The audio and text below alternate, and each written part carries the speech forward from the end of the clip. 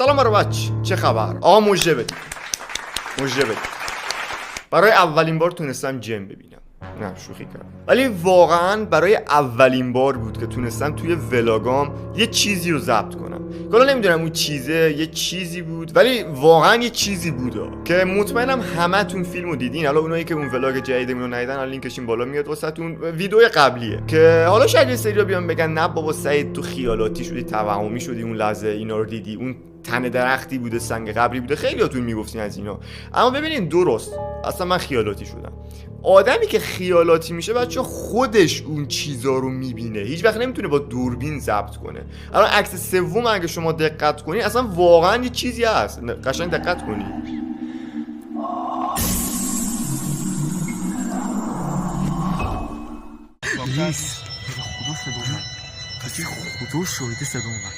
حالا بگذاریم امروز قراره با هم چند تا از ترسناکترین و وحشتناکترین فیلمایی که جستجوگرای جن و اروا تونستن از خود جن و اروا توی مکانهای متروکه ضبط کنن و با هم دیگه ببینیم. خلاصه دیگه حرف اضافی بس لایک، کامنت و سابسکرایب خواهشاً فراموش نشه. عشق منین، بریم سراغ ویدیو.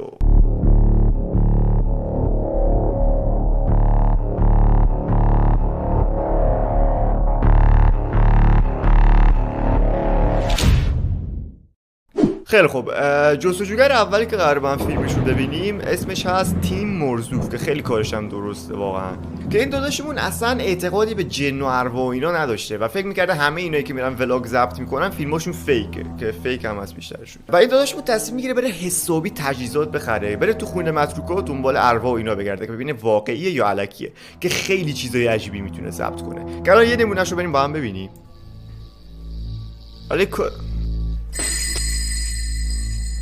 قبلا هم یه بار یکی از فیلماشو دیدم توی فیلمای قبلی که نمیدونم یادتون میاد یا نه، ولی خیلی کارش درسته.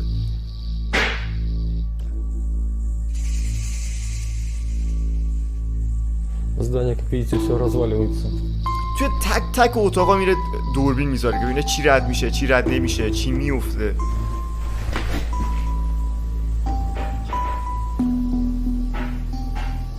صدا میاد، میشنوین؟ یه چیزی انگار داره افتاد از توی اتاقه، از توی اتاق روبرو یه چیزی افتاد.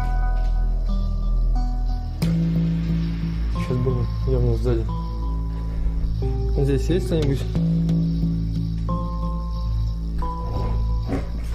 اوه، دره بسته شد. Черт возьми.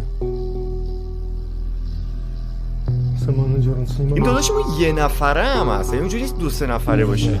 خیلی کار سختی واقعا. Страшно. В первую очередь я подумал, что там